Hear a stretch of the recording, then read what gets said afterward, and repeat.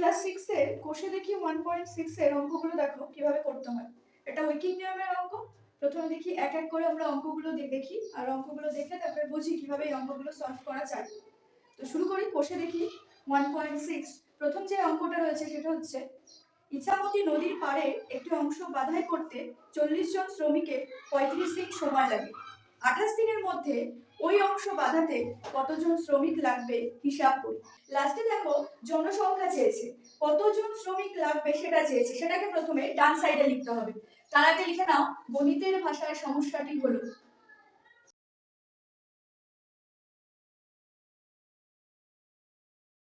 প্রথমে লিখলাম গণিতের ভাষায় সমস্যাটি হলো, তাহলে লাস্টে কাকে লিখবো? জনসংখ্যা।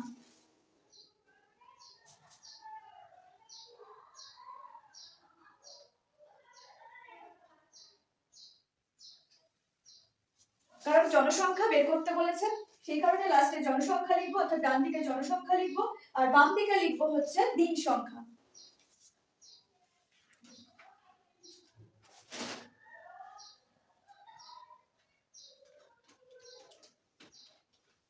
এবার প্রথম লাইনটা পড়ো, কি বলেছে? ইছামতি নদীর পাড়ে একটি অংশ বাধাই করতে 40 জন শ্রমিকের 35 দিন সময় লাগে। তা দিনের জায়গায় লিখবে 35 দিন আর জনসংখ্যার জায়গায় লিখবে 40 জন। তাহলে 40 জন শ্রমিক 35 দিনে কাজটি করে। একইভাবে বলছে 28 দিনের মধ্যে ওই অংশ বাঁধাতে, 28 দিনের মধ্যে এই ইছামতি নদীর পাড় বাধাই করতে কতজন লোক লাগবে, এটা কোশ্চেন মার্ক।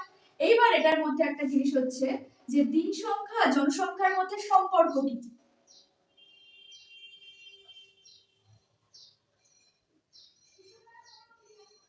দিন সংখ্যা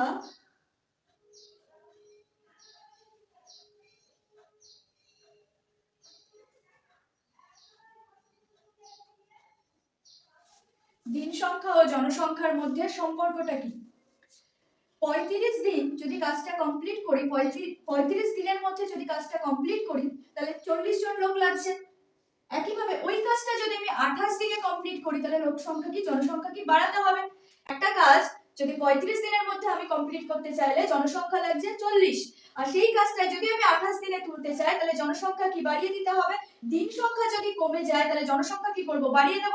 আর দিন সংখ্যা যদি বেড়ে যায় তাহলে জনসংখ্যা কি করব, কমিয়ে দেব। তাহলে এই যে সম্পর্ক, এই সম্পর্কটাকে বলা হয় কি? ব্যস্ত সম্পর্ক।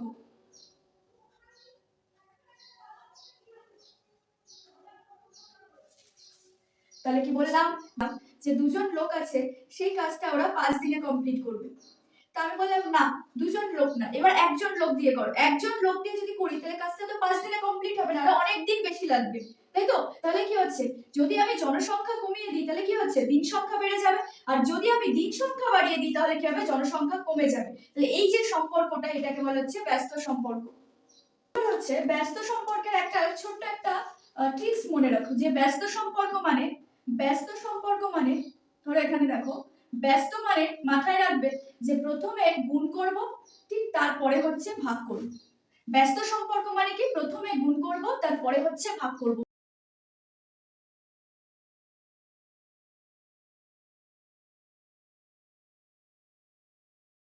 35 দিনে পার্টটি বাধাই করতে 40 জন লাগে, তাহলে একদিনে বের করব। একদিনে যদি আমি পার্টটি বাধাই করি তাহলে কি আরো অনেকজন বেশি লাগবে না? 35 দিনের কাজটা যদি আমি একদিনে করি তাহলে জনসংখ্যা তো আরো বেড়ে যাবে। বেড়ে যাওয়া মানে গুণ করা। তো প্রথমে আমরা ব্যস্ত সম্পর্ক মানে কি বলেছি, গুণ করতে হবে। প্রথমে ব্যস্ত সম্পর্ক মানে কি, গুণ করব। তাহলে কি করব, এটা যেটা রয়েছে সেটাকে বসাও, 40 গুণ চিহ্ন দাও, কাকে নিয়ে যাও, 35 কে, অর্থাৎ 35 কে। একইভাবে বলেছে 28 দিন, তাহলে 28 দিনে পার্টটি বাধাই করতে কতজন লাগবে? তাহলে প্রথমে বলেছিলাম গুণ, পরে বলেছিলাম ভাগ। তাহলে একদিনে যদি কাজটা করি অনেকটা বেশি সময় লাগবে, যদি কাজটা আমি 28 দিনে করি তাহলে তার থেকে একটু কম সময় লাগবে, কম জনসংখ্যা লাগবে। একদিনে যদি আমি কাজটা করি তাহলে অনেক জনসংখ্যা লাগছে, যদি আমি 28 দিনে কাজটা করি তার থেকে একটু কম জনসংখ্যা লাগবে। তার মানে এটা কি করব, ভাগ করব। ওই কারণে ব্যস্ত সম্পর্কে প্রথমে গুণ পরে ভাগ করতে হয়। তাহলে এবার ভাগ করে দিই, ভাগ মানে সেটা নিচে বসবে। তো 40 গুণ 35 বাই 28।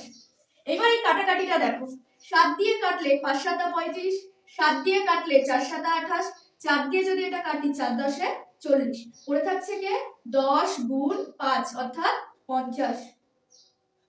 এবার উত্তর বলে লিখবো ওই অংশ বাঁধাতে 50 জন শ্রমিক লাগবে।